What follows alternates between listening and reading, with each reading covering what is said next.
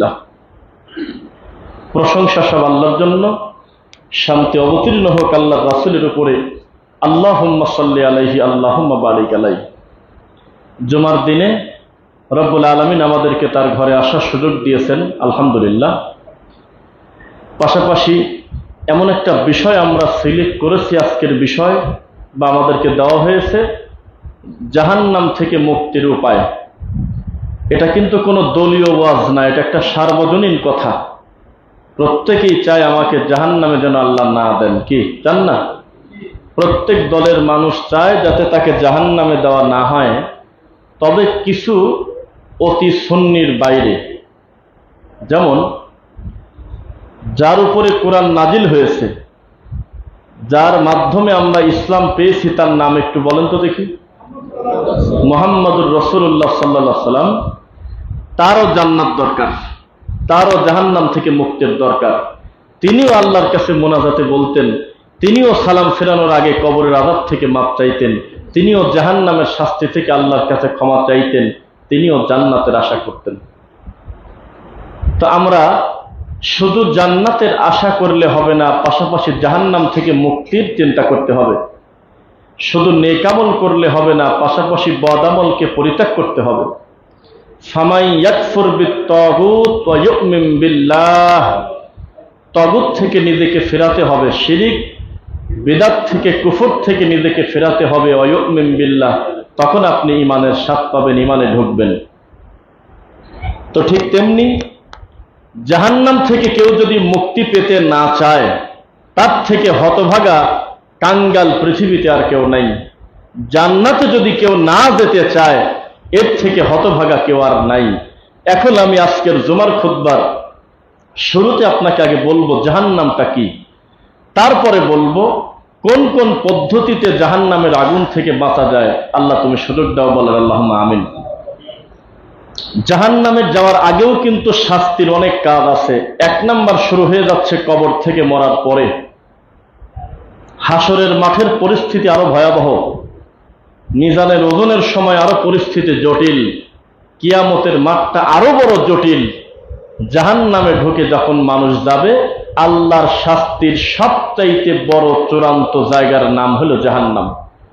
এর থেকে বড় শাস্তির জায়গা কোনোদিন কেউ দেখে নাই, শোনে নাই। জাহান্নামের শাস্তি এত কঠিন, একটা মানুষ যদি 30 বছর দুনিয়ার আগুনে জ্বলতো, আর যদি সে মরতো না, বাঁচতো না, লা ইয়ামুতু ফিহা ওয়া লা ইয়াহইয়া, এরপরেও লোকটার বলার ক্ষমতা নিশ্চিত নাই। আমরা বলতে পারবো না যে কবরের এই কষ্টটা, এই দুনিয়ার এই 30 বছরের আগুনের বিনিময়ে কবরে কয় মিনিটের শাস্তি তার হলো, এটা বলা যাবে না। কারণ দুনিয়ার আগুনের সাথে তার তুলনা হবে না। দুনিয়ার আগুনের জ্বালানি কাঠ হবে হলো আপনার কয়লা, তারপরে আপনার খড়ি, তারপরে আপনার গমের ভুসি, তারপরে গোবরের লাকড়ি, তারপরে পাটের খড়ি। এগুলো দিয়ে দুনিয়ার আগুনকে আমরা জ্বালাই, কিন্তু জাহান্নামের আগুন জ্বালানো হবে ওয়াকুদুহান নাস ওয়াল হিজারা, জাহান্নামের আগুনকে আল্লাহ প্রজ্বলিত করবে মানুষ আর পাথর দিয়ে। পরিস্থিতি খুব জটিল। আমার কিন্তু আজকের জুমার খুতবাটা আমার পরিকল্পিত করে সাজাতে সময় লাগছে। আমি চেষ্টা করব পুরোটা বক্তব্যে জাহান্নাম কত ভয়াবহ এবং তা থেকে বাঁচার উপায় কি সেটা বলার, ইনশাআল্লাহ। এত জটিল পরিস্থিতি যে যার জ্বালানি কাঠ হবে না আপনি আর পাথর, পরিস্থিতি কত কঠিন। সুতরাং সেই জাহান্নামের আগুন থেকে আপনারা পানাহ চান কিনা? কিন্তু আমি আপনাকে শুরু থেকে প্রমাণ করব, এই চট্টগ্রাম, কুমিল্লা সহ আশপাশের বহু আলেম ওলামা, বহু পীর ফকির, তারা জাহান্নামের আগুন থেকে মুক্তি চায় না। প্রমাণ দেবই আজকে ইনশাআল্লাহ, দেবই।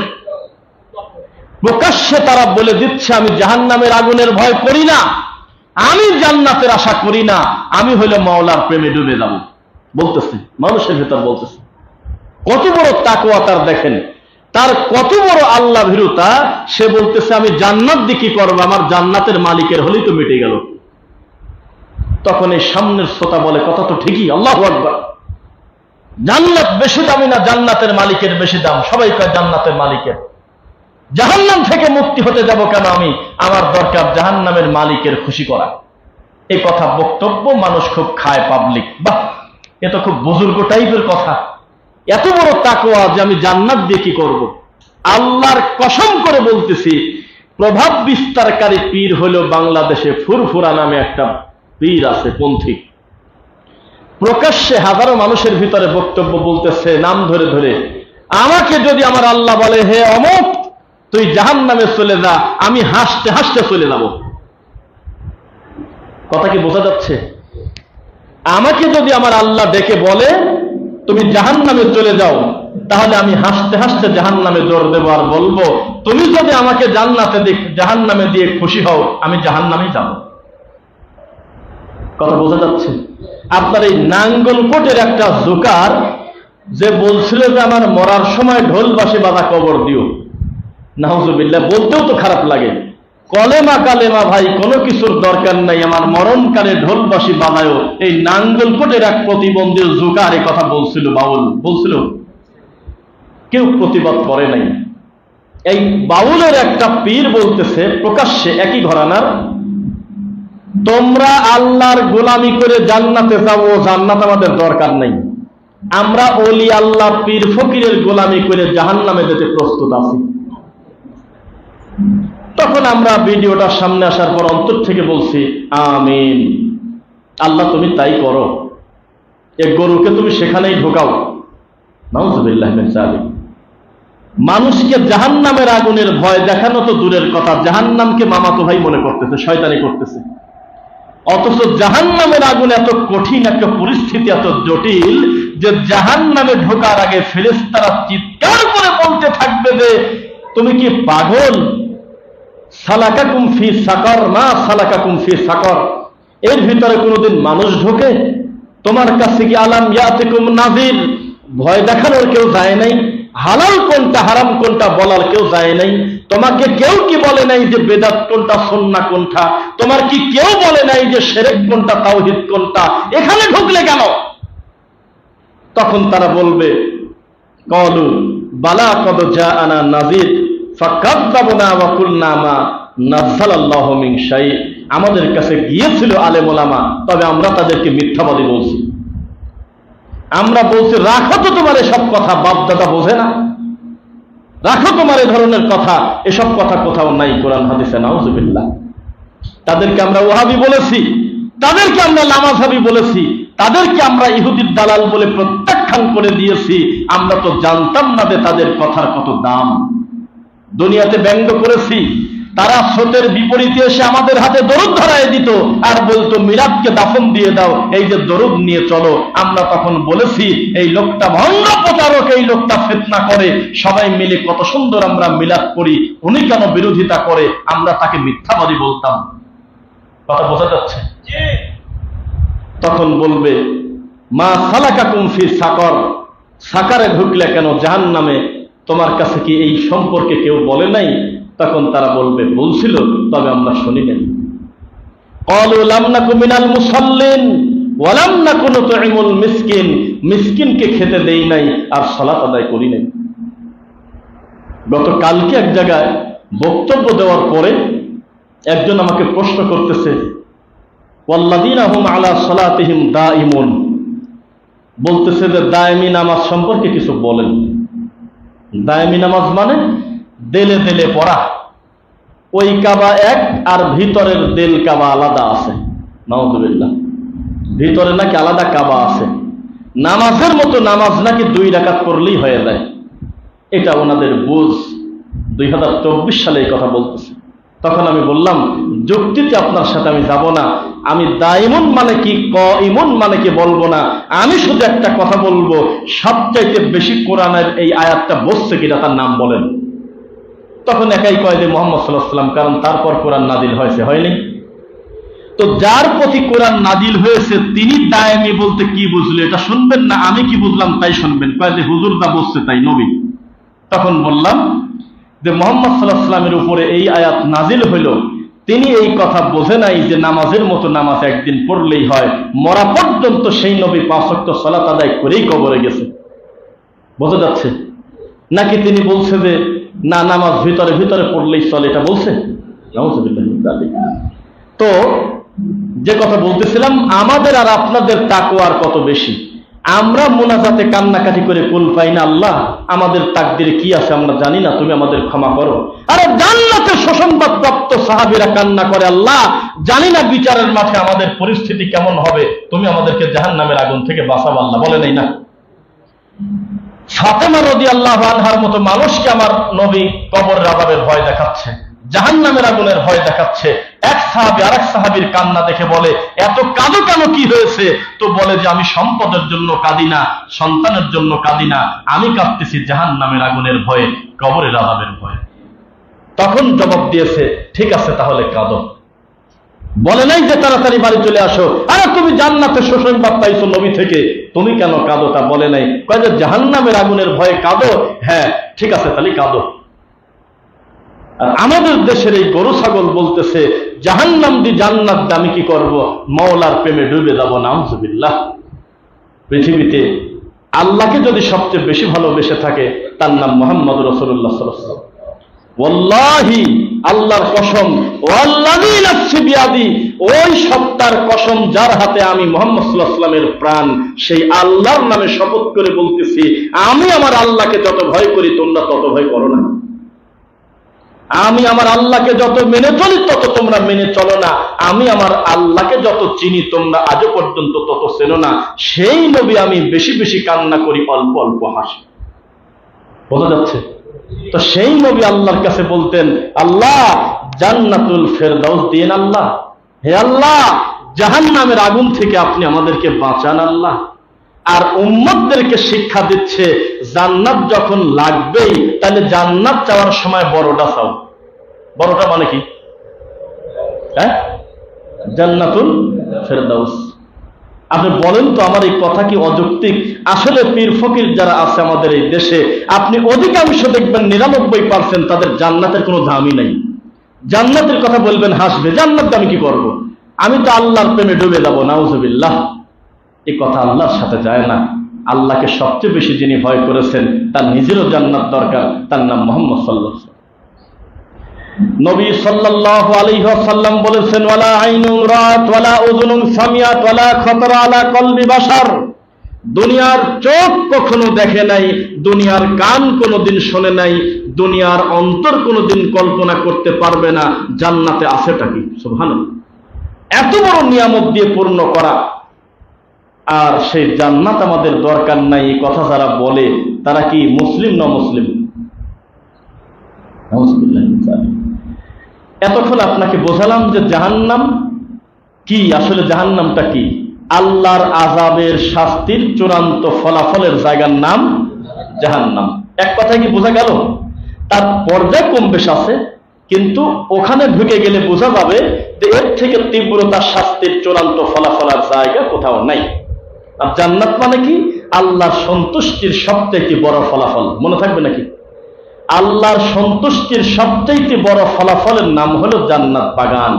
ওখানে ঢুকলে আর বের হওয়া নাই। ওখানে ঢুকলে বের হওয়া আছে, কিন্তু জাহান্নামে ঢুকলে আর বের হওয়া নাই, নাকি বলেন? আছে। এখানেও একটা দল আছে আমাদের দেশে, তাদেরকে মুতাজিলা বলে, আরো বিভিন্ন গ্রুপ আছে। তাদের একটা দাবি, জান্নাতে ঢুকলে যেমন বান্দার আর বের হওয়া লাগে না, জাহান্নামে ঢুকলে আর কোনোদিন বের হবে না। নাউযুবিল্লাহ। জি না, আহলুস সুন্নাহ ওয়াল জামাতের আকীদা এটা নয়। আহলুস সুন্নাহ ওয়াল জামাতের আকীদা, যদি লোকটা ঈমানহারা হয়ে জাহান্নামে যায় তো একেবারে গেল। যদি লা ইলাহা ইল্লাল্লাহ ঠিক না থাকে তাহলে তাকে আর ঠেকানোর মতো কোনো রাস্তা নাই। বুঝবেন কথা? আবু তালেবকে জাহান্নাম থেকে বের করতে পারে এমন কোনো ক্ষমতাই পৃথিবীতে কারো নাই। কারণ সব ভালো, একটা জিনিস শুধু অনুপস্থিত, তার নাম হলো লা ইলাহা ইল্লাল্লাহ। আবু লাহাবকে জাহান্নাম থেকে বের করতে পারবে পৃথিবীতে কেউ নাই, কারণ তার সুপারিশই নাই, কারণ তার একটা জিনিস নাই, তা হলো লা ইলাহা ইল্লাল্লাহ, মানে তাওহীদ নাই। আবু জেহেল জাহান্নামে ঢুকে গেছে কথা ঠিক, তবে ওখান থেকে বের হওয়ার কোনো সুযোগ আর নাই, কারণ জাহান্নাম থেকে বের হওয়ার জন্য ঈমান জরুরি। কি জরুরি? কিন্তু একটা লোক কবিরা গুনাহ করছে, জিনা করেছে, চুরি করেছে বা অন্য কোনো পাপের কারণে আল্লাহ অসন্তুষ্ট হয়ে তাকে জাহান্নাম দিয়েছে, পিতামাতাকে কষ্ট দিয়েছে, কিন্তু লোকটা শিরক করে নাই। কি করে নাই? তার তাওহীদ সহ ঢুকেছে, মানে কুফরি করে নাই।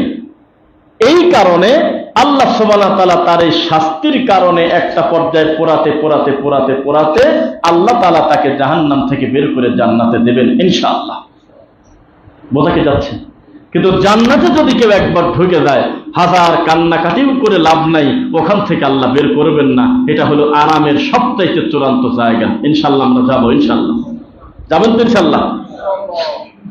ওই যে সাহাবী বলছেন, জাহান্নামে যদি একজন যায় আর ঘোষণা যদি না আসে শেখে, তাহলে ওই ঘোষণা দেওয়ার আগ পর্যন্ত আমি ভয়তে থাকবো, আল্লাহ সে লোককে আমিই হই কিনা। আর জান্নাতে যদি একজন যায়, ঘোষণা দেওয়ার আগ পর্যন্ত আমি আশা করে থাকবো সম্ভবত লোকটা আমিই হব। তো জান্নাতের আশা যার ভিতরে নাই, জাহান্নামের ভয় যার ভিতরে নাই, সে গরু। সে কি গরু? কেবল ধরে পিটালেন, তুই খেতে যাস না, আবার ঘুরে চলে গেছে। ছাগল এত করে বললেন যে এই দিক দিয়ে যাও না, পরের ক্ষেত খায়ও না, নতুন আম গাছের চারা লাগানো, ওখানে চলে গেছে গরু। কিন্তু যার অনুভূতি আছে, ফিলিংস আছে, তার দুইটা জিনিসের মাঝখানে জীবন। এক, জান্নাতের আশা, দুই, জাহান্নামের আগুনের ভয়। মাঝখানে টাইমটার নাম হলো জীবন। বোঝা যাচ্ছে না ভাষা? তো জাহান্নাম থেকে মুক্তি চান তো ইনশাআল্লাহ। আজকে এমন একটা বিষয় আমাকে এই কমিটির ভাইয়েরা দায়িত্বশীলরা সিলেক্ট করে দিয়েছে, এটা আমার সাজাতেও আরাম হয়েছে, কথা বলে মজা পাচ্ছি আলহামদুলিল্লাহ। এবার আপনাকে বলি, সূরা বুরুজের নাম শোনেন নাই? ওয়াসসামাই যাতিল বুরুজ আছে। এই 10 নম্বর আয়াতে আল্লাহ বলতেছে, আউযু বিল্লাহি মিনাশ শাইতানির রাজীম, ইন্নাল্লাযীনা ফাতানুল মুমিনিনা ওয়াল মুমিনাত সুম্মা লাম ইয়াতুবু ফালাহুম আযাবু জাহান্নাম ওয়া লাহুম আযাবুল হারিক। আছে এখানে আল্লাহ জাহান্নামে দেওয়ার একটা কারণ বলতেছে। এই কারণের উপরে জুমার খুতবা দিলে পৃথিবীতে কোনো বিদাতি নাই, ও যদি আল্লাহকে ভয় করে থাকে ও বিদাত এবং শিরিক করা ছাড়বে, পাশাপাশি মানুষকে খারাপ নামে ডাকবে না ইনশাআল্লাহ। উদাহরণ আগে দিয়ে নেই। আপনার বাম পাশে হলো দুনিয়ার বহু সম্পত্তি, 10 বিঘা জমি, 50টা গরু, বাড়ি ঘর সবকিছু। আর ডান পাশে হলো লা ইলাহা ইল্লাল্লাহ। ওজন কোনটা বেশি? আর একটু ভালো করে বলি, ডান পাশে রয়েছে আমার নবীর সুন্নাহ, দাম কোনটা বেশি? ডান পাশে রয়েছে আপনার ঈমান, কোনটার দাম বেশি? নিয়মের কথা না? এই সব কিছু একটা লোক কেড়ে নিয়েছে আপনার তত ক্ষতি করতে পারে নাই, কারণ 30টা গরু নিয়ে গেছে কথা ঠিক, 31 নম্বর গরু যদি আপনার রুজিতে থাকে, আপনার কবরে দেওয়ার আগে আল্লাহ দিবেই। বোঝা যাচ্ছে? দুনিয়ার ক্ষতি করছে লোকটা। একটু এলোমেলো করে বসতে বলবো আমি আপনাদেরকে ভাই, যাতে পিছন থেকে যারা আসবে আপনাকে ডিঙিয়ে আসতে না হয়। একটু এলোমেলো করে সিরিয়াল মেরে উল্টা পাল্টা করে বসেন, গায়ে গায়ে লেগে দাঁড়ান, কারণ বসা ব্যক্তি দাঁড়ালে জায়গা বেড়ে যাবে ইনশাআল্লাহ।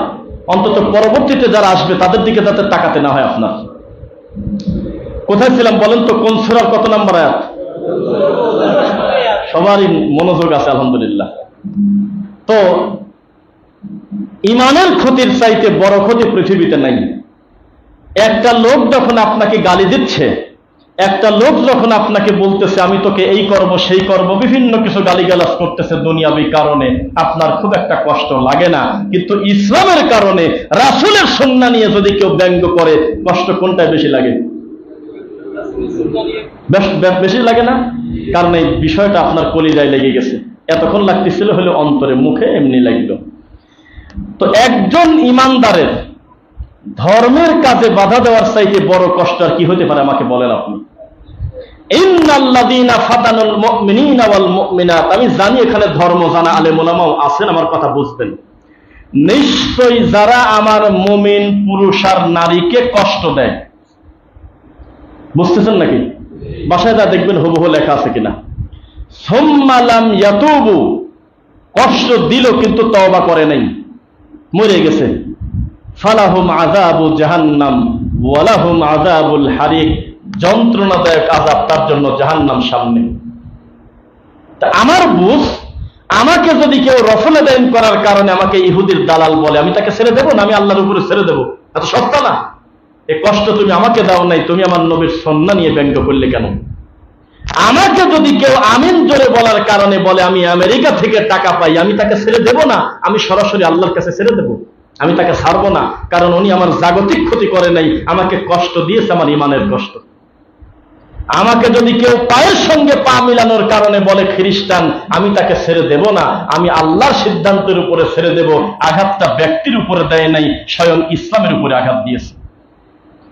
আমাকে যদি কেউ সুন্নাহ পালন করার কারণে অকথ্য ভাষায় গালিগালাজ করে, আমি আব্দুল কাদের জিলানীর মতো জবাবও দেব, পাশাপাশি আল্লাহর কাছে আমি ছেড়ে দেব, আল্লাহ ওর ব্যবস্থা তুমি করে দিও, এটা ছেড়ে দেব, কারণ এই কর্মটা আমার সাথে কোনো ভুল করে নাই, স্বয়ং ইসলামের সাথে ঠাট্টা করেছে।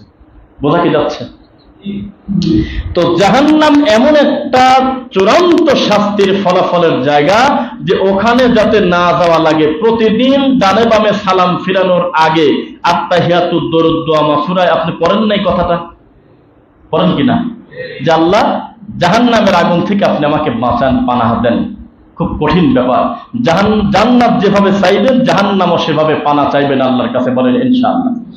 আর কোন মানুষ যদি বলে আমি জান্নাত জাহান্নাম বুঝি না, আমি আল্লাহর সন্তুষ্টি চাই, তাহলে ওটা টাটকা কাফের, ওরা মানুষই না, ওরা গরু।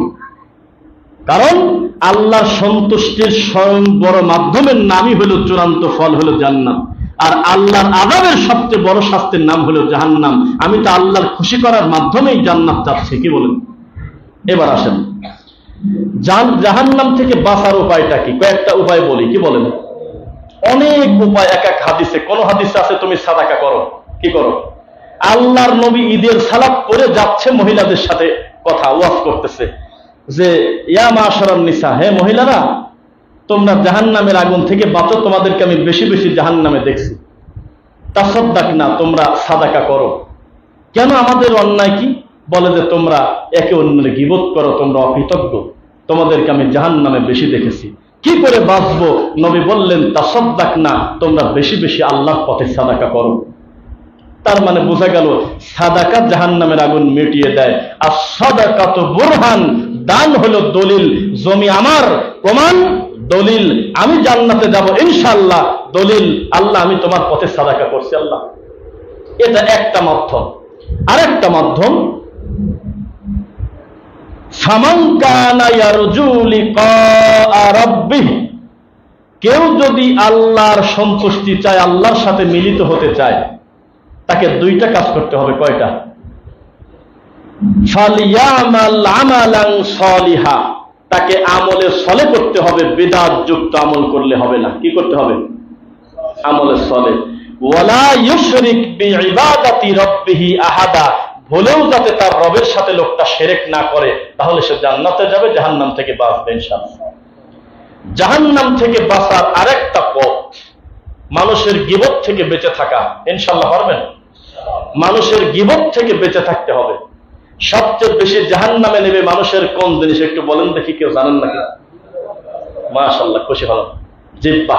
কি জিহ্বা? তো তরবারি নয়, জিহ্বা তো কোনো ধারালো অস্ত্র নয়, তবুও তাহার ধার এত বেশি যে তরবারি ফেল, পৃথিবীর কোনো তরবারি নাই যে তরবারি জিহ্বার চাইতে বেশি কাটতে পারে। 3 দিন মেহমানদারি করেছেন, 3 দিন কষ্ট করে খাওয়াইছেন, মন মতো ভালো মন্দ খাওয়ানোর পর বাড়িতে যখন চলে যাচ্ছে, তখন একটা কটু কথা বলে দিলেন, সব গেল না, একবারে শেষ। 30 বছর সংসার করলেন আপনি, খালি একবার মুখ দিয়ে বললেন তোমার সংসারে এসে আমার জীবনটা শেষ, আমার মতো পাগল তাই সংসার করে গেলাম। এটা কি ঠিক হলো তার বলা? এর নাম অকৃতজ্ঞ। তো কেউ যদি আমলে সলে করে আর শিরিক থেকে বেঁচে থাকে, তাহলে সে জাহান্নাম থেকে বাঁচবে ইনশাআল্লাহ। কেউ যদি গীবত থেকে বেঁচে থাকে, তার জিহ্বাকে সংরক্ষণ করতে পারে, সেও জান্নাতে যাবে ইনশাআল্লাহ। এবার আসেন জাহান্নামের কথা, জাহান্নামের কথাই বলবো। হাদিসের রাবি হলে আবু হুরায়রা, কার নাম বললাম? রাদিয়াল্লাহু আনহু। হাদিসটা আছে সহিহ বুখারীতে, আমি আরবি পড়ি তারপর অনুবাদ করি। আন আবি হুরায়রা রাদিয়াল্লাহু আনহু قال قال رسول الله صلى الله عليه وسلم حجبت النار بالشهوات وحجبت الجنة بالمكاره।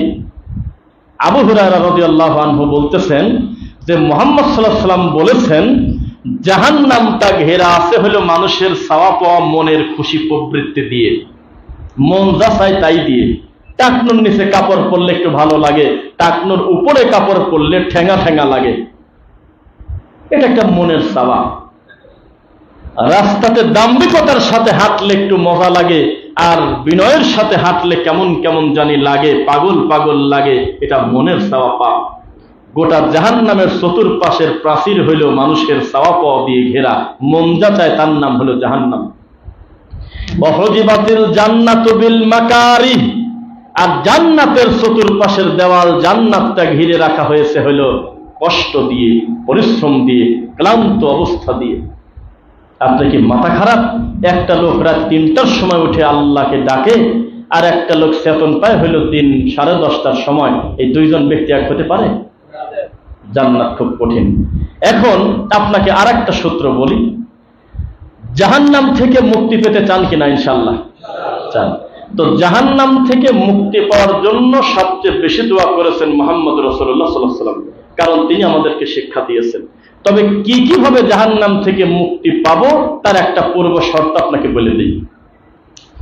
ধরেন এই ওযুখানা আছে না, এখানে সুন্দর ওযুখানা, এই ওযুখানাতে আপনি একবার ওযু করলে ওযু হবে না, 2বার করা লাগবে। কোনবার? অপবিত্রতা যত হোক, যদি গোসল করে যদি শরীরটা পাক থাকে, শুধু ওযু না থাকে, একবার ওযু করলেই হবে। কি বলেন? ঠিক আপনার পাশে একজন অমুসলিম, নাম বলবো না আবার মুশকিল, একজন অমুসলিম এসে 30 বার ওযু করছে, ওযু হবে তো নাকি? 40 বার আপনার থেকে ভালো করে কুলি করছে, আপনার থেকে ভালো করে হাত ধৌত করছে, আপনি তো শুধু মাথা মাসায় করেন, ও একটা পুরা ঘাড়টার ভিজে ফেলছে মনে করেন, ওযু হবে? কেন হবে না বলেন? কারণ একটা জিনিস তার অনুপস্থিত। আপনার থেকে বেশি সময় সেজদা দিয়ে আল্লাহকে লোকটা ডাকে, ডাইরেক্ট বলতেছে আল্লাহ তুমি আমার এটা দাও ওটা দাও, 5 ওয়াক্ত সালাত আদায় করলো, কিন্তু অমুসলিম এখনো শাহাদা আল্লাহকে কালেমা পড়ে শোনায় নাই, কাজ হবে? প্রত্যেক নেকামলের পূর্বে শর্তকে একটু উত্তর দেন। ঈমান, ঈমান না? ইসলামের মৌলিক রকম কয়টি? শুরুটা কি? এবার পাওয়ারটা দেখেন কালেমার। নবী সাল্লাল্লাহু আলাইহি ওয়াসাল্লাম বলছে, যেই বিয়েতে বাপ উপস্থিত নাই অথচ জীবিত আছে, সে বিয়ে বাতিল বাতিল বাতিল। কয়বার বলছে? আর আমি এখন বলতেছি আপনাকে, এমনও কিছু বাপ আছে উপস্থিত থাকুক না থাকুক বিয়ে বাতিল বাতিল বাতিল। কে? ছেলে মুসলিম মেয়ে অমুসলিম, ছেলে মুসলিম মেয়ে হিন্দু। এই অবস্থায় কিয়ামত পর্যন্ত যদি বিয়ে দেন, কিয়ামত পর্যন্ত জেনা হবে, অবৈধ সন্তান জন্ম নেবে, বিয়েই হয় না, তার সন্তান কিসের? যদি মেয়ের বাপ মা গোটা গ্রাম উপস্থিত থেকে মেয়েকে বিয়ে দেয়, আর মেয়ে যদি অমুসলিম থাকে, কিয়ামত পর্যন্ত বিয়ে হবে না। হবে কি? কারণ একটা জিনিস তার নাই, তার নাম হলো লা ইলাহা ইল্লাল্লাহ। তাওহীদ না থাকার কারণে আর কালেমা পড়ে কাজ হচ্ছে না। এখন মেয়েটা খালি মুখ দিয়ে বলতেছে আশহাদু আল্লা ইলাহা ইল্লাল্লাহ ওয়া আন্না মুহাম্মাদার রাসূলুল্লাহ, এই কথা মুখ দিয়ে অন্তর থেকে আল্লাহকে শোনানোর পরে তার বাপ বাঁচিয়ে আছে, তবে তার বাপের 4 পয়সার দাম নাই, বিয়েতে সব বাতিল। একবারে 100 দামও নাই, নাই একটু দামও নাই। ওই বাপ উপস্থিত থাকলেও তাকে ডেকে আনা যাবে না, কারণ শরীয়তের দৃষ্টিতে ওরা মানুষই না, ওরা মানুষই না। ওই যে ওই ঘরে বসে আছে, মেয়ের এই পাশে বিয়ে হচ্ছে, কিন্তু ওই বাপের 4 পয়সার দাম নাই এই বিয়েতে, সাক্ষীও না, উকিলও না, কিছুই না, একবারে পুরা বাতিল, ওর কোনো দাম নাই, কোনো দাম নাই। তখন মুসলমানের ভিতর থেকে সামাজিক দায়িত্বশীলরা তার প্রতিনিধিত্ব করে বলবে, এই মেয়েকে আমরা বিয়ে দিয়ে দিচ্ছি উপস্থিত সাক্ষীর মাধ্যমে, শেষ, বিয়ে হয়ে গেল। ওই বাপ বাঁচিয়ে থাকতেও লাভ নাই। অথচ নবী বলেছে, যেই বিয়েতে বাপ বাঁচিয়ে আছে কিন্তু বাপ উপস্থিত নাই, সেই বিবাহ বাতিল বাতিল বাতিল। ভাষা কি বোঝেন আপনার? তাহলে প্রত্যেকটা নেকামলের পূর্বে শর্ত হলো লা ইলাহা ইল্লাল্লাহ। ঈমান যদি শুদ্ধ না থাকে তার কোনো কাজ নেই। কোনো কাজ কি আছে? যেমন বিদআতপন্থী মানুষ আমাদেরকে বলে, নবী 40 বছর আগে নবুয়তি পাইছে না 40 বছর পরে? জবাব দেওয়ার আগে আমি বলতেছি যে তোমার এত টেনশন কেন? তোমার তো ঈমানই নাই, তুমি এত টেনশন নিচ্ছ কেন? ব্যাপারটা কি? বলতেছে নবীকে আল্লাহ মাটি দিয়ে বানাইছে না নূর দিয়ে বানাইছে, বানালো কি দিয়ে সেটা পরের কথা, তোমার তো ইমানই নাই, আগে ইমানটাকে শুদ্ধ করে আসো। বুঝেন নাই?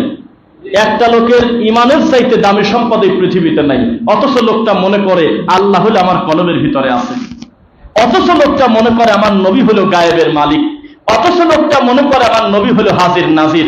এই লোকটা 4000 বছর ধরে যদি ইল্লাল্লাহ জিকির করে, নেকি তো দূরের কথা, সব পিছন দিক যাচ্ছে। এই লোকটা টেনশন করতেছে যে নবী নবুয়তি পাইল কবে, পাওয়ার পরে কি কাজ করছে সে তার নাম নেয় না। আমার কথা বোঝেন নাই? নবুয়তি নবী কবে পাইল এই কথা বলে যারা মারামারি করতে চায়, ইসলামী শরিয়ার বিধান থাকলে চামড়া তুলে দিত তাদের। যে নবীকে বানালো কি দিয়ে, ময়ূর হইয়া ছিল কিনা, নবুয়তি কোন মাসে পাইছে তার আগে ছিল কিনা, এই সিরিয়াল নাম্বার করা তো উম্মতে মুহাম্মাদের কাজ না। উম্মতে মুহাম্মাদের কাজ হলো নবীকে অনুসরণ করা, ইত্তেবা করা। কি বলেন? কিয়ামত পর্যন্ত আল্লাহর কসম করে বলতেছি, কোন হাদিসে কোরআনে ঢোকে নাই যে আমার বিচারের মাঠে আমাকে বুঝে দিতে হবে আমার নবী নবুয়তি পাইছে কবে। আমাকে শুদ্ধ করে বলে দিতে হবে আমার নবীকে মাটি দিয়ে বানাইছি না নূর দিয়ে বানাইছি। এ ধরনের কোন প্রশ্ন আছে? কিন্তু একটা প্রশ্ন হবে, মায়ের যখন শুরু হবে, মায়ের খেতে খেতে জাহান্নামীরা বলবে, আল্লাহ আমরা বুঝে গেছি কেন আমাদেরকে মারতেছেন। আমাদের এই মায়ের পিছনে 2টা গ্রুপ আছে। কয়টা গ্রুপ? কথা বলেন না কেন?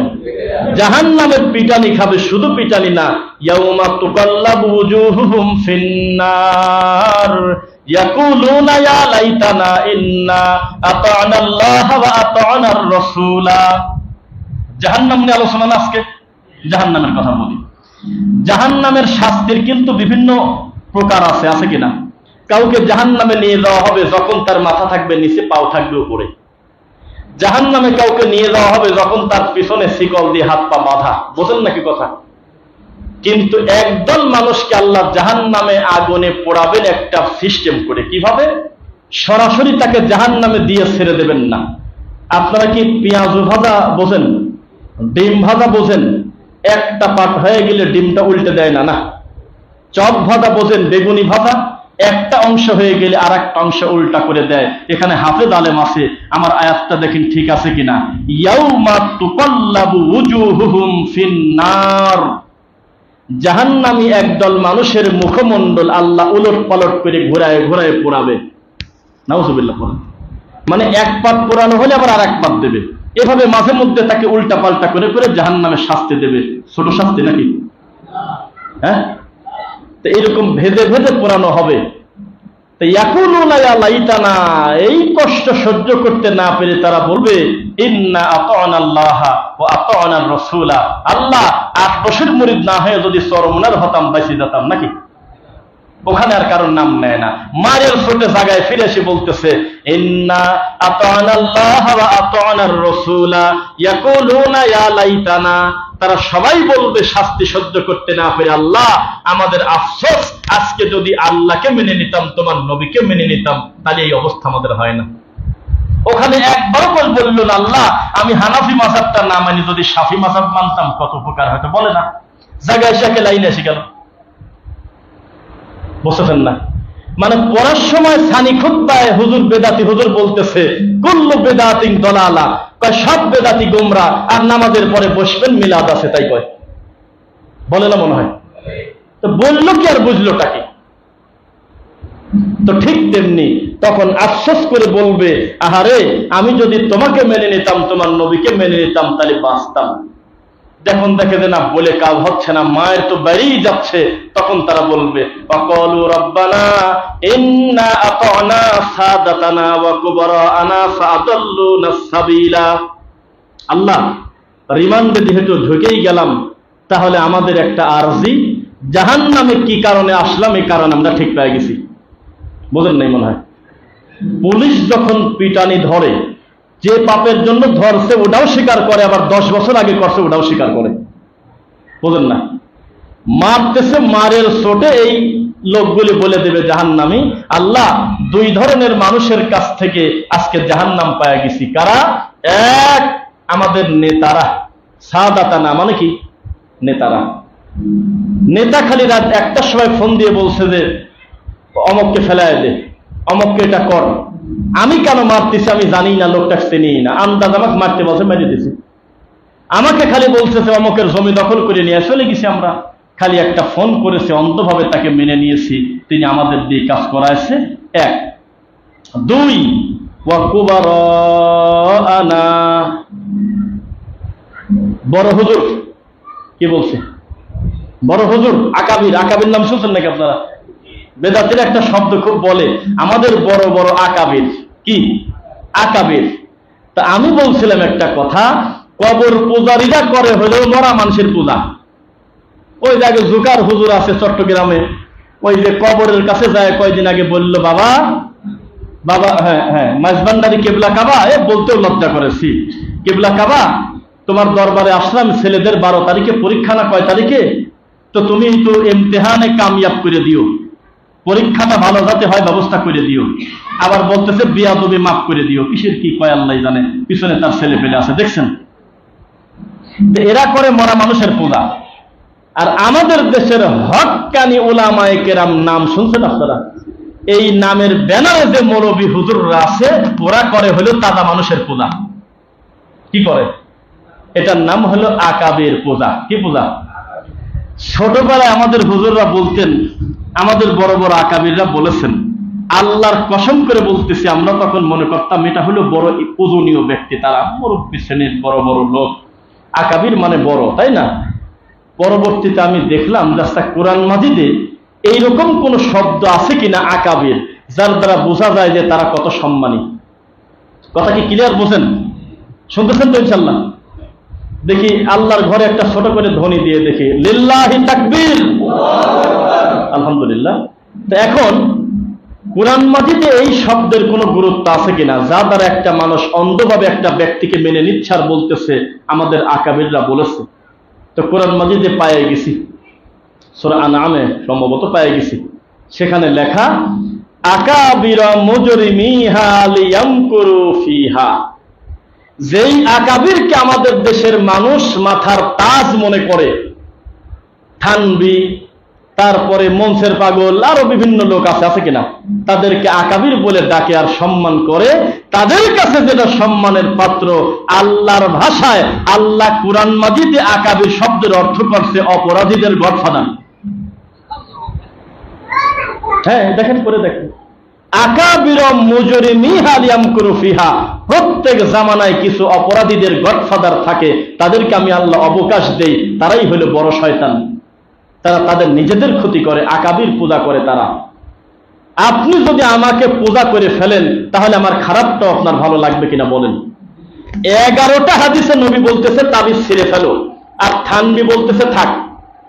আমি তাবিজের বই লিখে দিয়ে গেছি, তাবিজ লেখো, বোঝেন না? তো এই দেওবন্দীরা বলতেছে নবীর হাদিস বাতিল, যেহেতু থানবি বলছে নেওয়া যায়, তাহলে ওইটাই ঠিকঠাক, বোঝেন না? মনে হয় প্রয়োজনে এটার জন্য আমরা বাহাস করব, তাও আকাবিরটা ঠিকঠাক, নবীরটা যা হয় হোক, বুঝতেছেন না? নবী বলেছে বাইনা কুল্লি আযানাইনি সালাহ, প্রত্যেক 2 আযানের মাঝখানে নামাজ আছে। মাগরিবের নামাজের আযানের পরে জামাত শুরু হওয়ার আগে টাইম থাকলে 2 রাকাত পড়বেন, নবী বলেছে, বুঝেন না? এই 2 রাকাত নামাজ ইদানিং কিছু যুবক বুঝে গেছে যে এটা নবীর সুন্নাহ। এই সালাত যখন পড়া শুরু করছে বিভিন্ন মসজিদে, আমাদের ঢাকাতে আমরা দেখলাম কিছু বেদাতি হুজুররা এই মাগরিবের আযানের পরে হাদিসের বই হাতে করে দাঁড়া রয়েছে, যাতে সুন্নাতটা ঠেকা দেওয়া যায়। এটাকে মানুষ আপনি বলেন আছে একবার? নবী বলেছে মসজিদে ঢুকে 2 রাকাত সালাত আদায় করার পরে বসো। ইদা দাখালা আহাদুকুমুল মসজিদ, যে কেউ যদি মসজিদে ঢোকে আগেই যেন লা ইয়াজলিস, আগেই না বসে, হাত্তা ইউসাল্লা রাকাতাইন, 2 রাকাত নামাজ না পড়া পর্যন্ত। এমনকি রানিং জুমার খুতবা ঠেকায় দিয়ে আমার নবী বসা ব্যক্তিকে দাঁড় করায় নামাজ পড়াইছে, আছে কিনা হাদিস? আর হুজুর বলতেছে যেহেতু লাল বাতি দিছে, লাল বাতি দেওয়ার টাইমে আপনারা নামাজ পড়বেন না, তাহলে এটা মানুষ হয় কি করে? বুঝতেছেন না কথা? তো এইরকম তারা আকাবির পূজা করে। নবী বলেছে খবরদার, খবরদার, তোমরা স্বামী স্ত্রীর মীমাংসার জন্য হোক, প্রেম ভালোবাসার জন্য হোক, খবরদার কোন তদবির, কবিরাজ, গলায় তাবিজ, কবজ এগুলো নিও না। আর থানবি বলতেছে শিয়ালের লিঙ্গ কাটো। কুত্তার লেজ কাটো, তারপরে ভ্রমর করা, বিভিন্ন উল্টা পাল্টা। ছেলের বোর কাছে পড়া যায় না, বড় ছেলের সামনে বা ছেলে পেলের সামনে বাপ রিডিং পর্যন্ত করতে পারবে না, এত বড় ফায়সা নোংরা বই লিখে দিয়ে গেছে থানবি। সেই লোকটার বই আমাদের এই দেশে 64টা জেলায় শতকরা প্রায় 80টার উপরে মসজিদে ওই লোকটার লেখা জাল হাদিসের বইটা হলো জুমার খুতবার বই। জবাব আছে আপনাদের? কোথায় বাস করেন এবার বুঝছেন? এই যে কথায় কথায় বলেন যে আমরা 90% মুসলমান, এ কোন জাতি তাকে বোঝেন? এতে এই পার্সেন্ট 90%। জাহান্নামের কুকুর মরে যায় আর আমাদের দেশে কান্নার রোল পড়ে যায়। কাবা ঘরের ইমাম কালকে মরে যাক, একটা লোক ইন্না লিল্লাহ বলবে কিনা জানি না। ওই মানহাজের কথা বলছি, ওই মানহাজের কথা বলছি। শিয়া প্রেমী যারা, এই সমস্ত ইখওয়ানিরা কখনো বলবে না আরে এই মানুষ মারা গেল, আমাদের হৃদয় বিদারক, খুব কষ্ট, আমাদের রাহবার চলে গেল।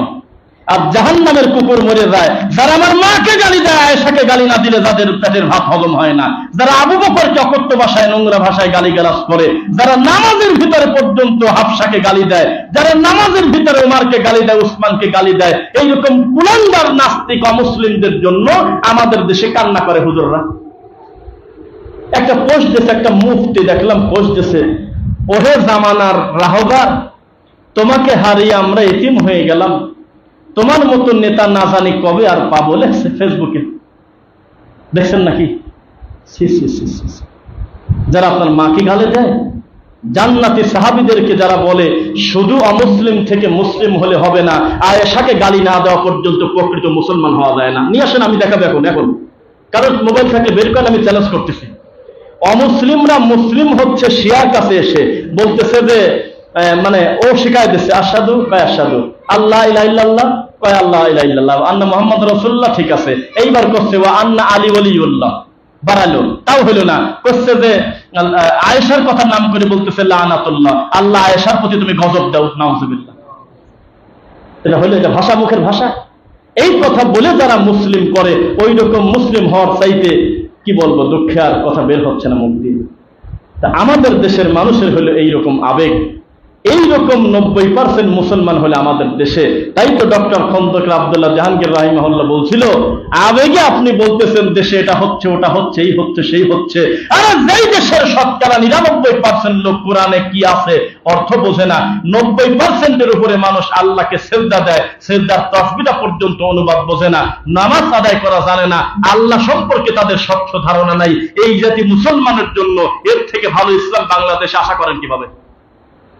কষ্ট হচ্ছে আপনাদের নাকি? এটা তো হইল না, জিহাদি হুজুরদের উল্টা হয়ে গেল তো দেখতেছি। ওই হুজুরদের মতো ওয়াস্তা আজকের খোদ্দা হইল না, অমুককে ধরো, অমুককে মারো, কাটো, চিৎকার দিয়ে পাবলিককে খেপায় দিয়ে রক্ত গরম করায় দিয়ে নিজেও জেলের মধ্যে ঢুকে গেল, এই পাবলিককে মেন্টাল বানাতে হয়ে গেছে। ইসলামের নাম নাউযুবিল্লাহ মিন যালিক।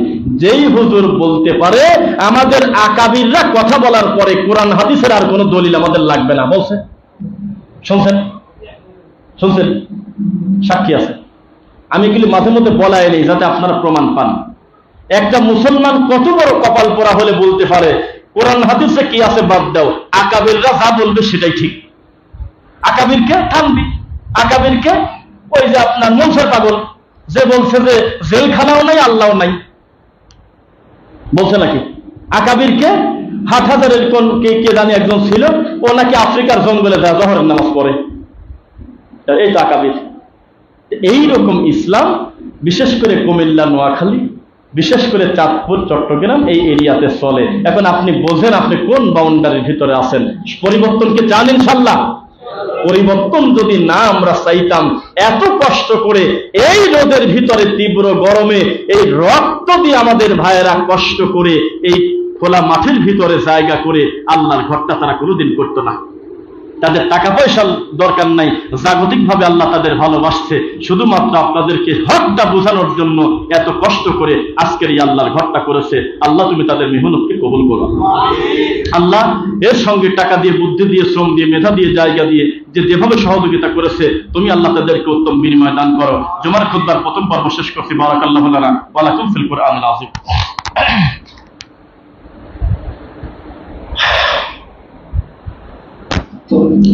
আলহামদুলিল্লাহ। রব্বানা ইগফির লানা ওয়া লিইখওয়ানিনা আল্লাযীনা সাবাকুনা বিল ঈমান ওয়ালা তাজআল ফি কুলুবিনা গিল্লাল লিল্লাযিনা আমানু রাব্বানা ইন্নাকা রাউফুর রহিম রব্বিরহামহুমা কামা রাব্বায়ানি সগীরা রব্বিরহামহুমা কামা রাব্বায়ানি সগীরা রব্বানা আতিনা ফিদ দুনিয়া হাসানা ওয়া ফিল আখিরাতি হাসানা ওয়া কিনা আযাবান নার রব্বানা ওয়া আতিনা মা ওয়া'আদতানা আলা রাসূলিকা ওয়া লা তুখজিনা ইয়াওমাল কিয়ামা ইন্নাকা লা তুখলিফুল মিআদ রব্বানা লা তুযিগ কুলুবানা বা'দা ইয হাদাইতানা ওয়া হাব লানা মিন লাদুনকা রাহমা ইন্নাকা আনতাল ওয়াহ্হাব। আলহামদুলিল্লাহ, আমরা যদিও আমাদের পরিস্থিতি অনুকূলে না, গরমে আপনাদেরও কষ্ট হচ্ছে, আমাদেরও, তবু আমরা একে অন্যকে আল্লাহর জন্য ভালোবাসি আলহামদুলিল্লাহ। তাই আমাদের কষ্ট তো বহু দূরের কথা, আমাদের বক্তব্যের দ্বারা, আপনার বক্তব্য দ্বারা একজন ভাই যদি অন্ধকার থেকে ফিরে আলো পেয়ে যায়, এটাই হবে এই প্রতিষ্ঠানের সবচেয়ে বড় সফলতা, এবং সেটা হবে আমরা আশাবাদী ইনশাআল্লাহ। আল্লাহর কাছে বলি, এই আপনাদের ইউনিয়নের নামটাও উচ্চারণ করা কঠিন, বাংগড্ডা। বাংগড্ডা ইউনিয়নবাসী শুধু নয়, যারাই আল্লাহর দিন প্রেমী, কোরআন এবং সুন্নাহর প্রতি যাদের ভালোবাসা আছে, তাদের জন্য এটাই একটা বিরাট বড় মার্কাজ। আমরা 7 তলা 10 তলায় বিশ্বাসী না, ঠিক কিনা? 5 তলা মসজিদ করেছেন, প্রতি কাতারে 200 জন লোক দাঁড়াতে পারে, টাইস করা, ইমামদের চেয়ারে বসে মানুষের বানানো 3 নাম্বার খুতবা দেয় বসে বসে, সেই চেয়ারের দাম হলো 10 লাখ টাকা। মসজিদের একটা ঝাড়ুবাতি বিক্রি করলে এইরকম মসজিদ 2টা করে দেওয়া যায়, তাদের ওযুখানাটা বিক্রি করে দিলে এইরকম 4টা মসজিদ করা যায়। কিন্তু মসজিদের জুমার নামাজের ইমামতি যে লোক করে সে হলো বেদাতি, হাকিমপুর জর্দা দিয়ে পান খায়, তাবিজ বিক্রি করে খায়। ওই মসজিদের মর্যাদা তো বহু দূরের কথা, ওর থেকে আমাদের ভাঙা টিনের ঘরে ঘোষণা দিয়ে আল্লাহর নবীর পদ্ধতিতে সালাত আদায় করার মর্যাদা কোটি গুণে বেশি। আমরা এটাতে বিশ্বাসী। কে কয়তলা দিল, কার পরিমাণ কত, কে কত কোটি টাকার মানুষ, সেটা আমরা দেখবো না। আমরা ইন্ডিয়া থেকে আসতে বেনাপোল দিয়ে একটা জায়গা, পুরাটা ভাঙি বলবো না, বুঝে ফেলবেন, মুন্সিগঞ্জ জেলার নাম বললাম, সেখানে রাস্তার পাশে একটা মসজিদ আছে, ওখানে জুমার খুতবার সময় গাড়ি ঘোড়া থামে, অন্তত 20টার মতো বাস থামছে, আমাদেরটা সহ।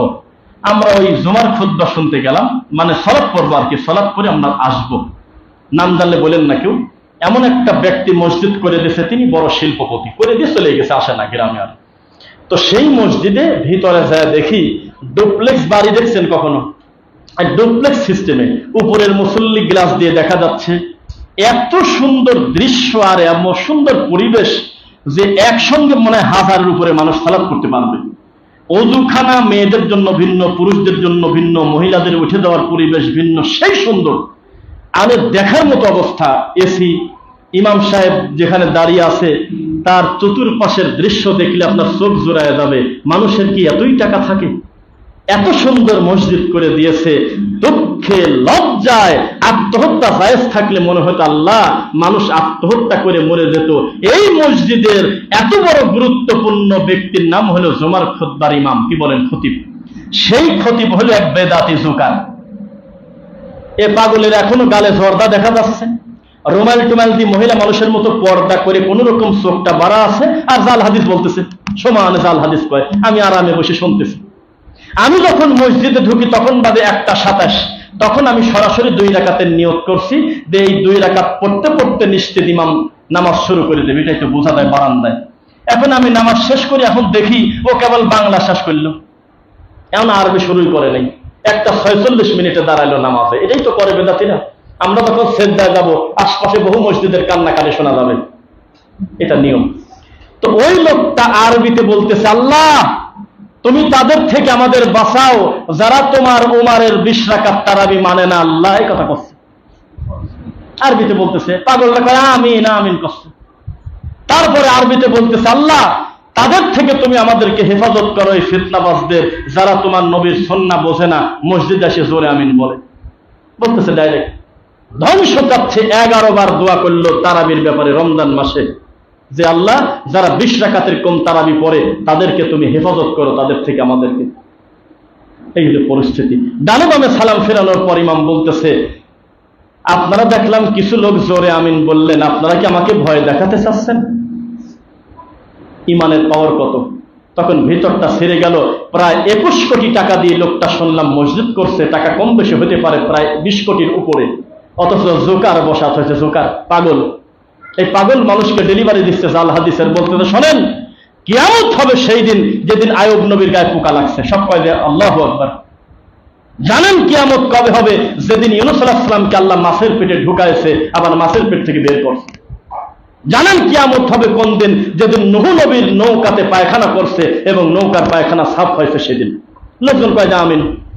এক সিরিয়ালে লোকটা 23টা জাল হাদিস বলল, একটা লোক প্রতিবাদ করলো না। সবাই বলতেছে আল্লাহু আকবার। আমরা তো পিছনে বারান্দায় বসে আছি, কথা বলার জায়গা নেই।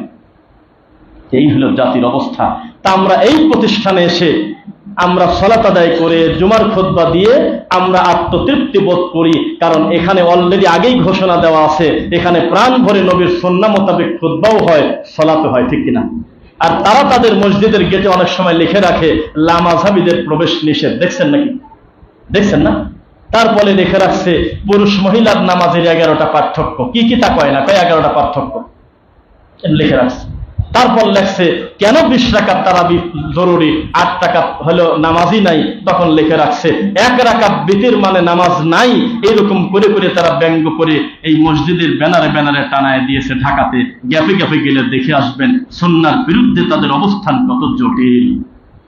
আল্লাহ তাআলা তাদের থেকে তুমি এই সরল মনা মুসলিম উম্মাহকে হেফাজত করো আল্লাহ।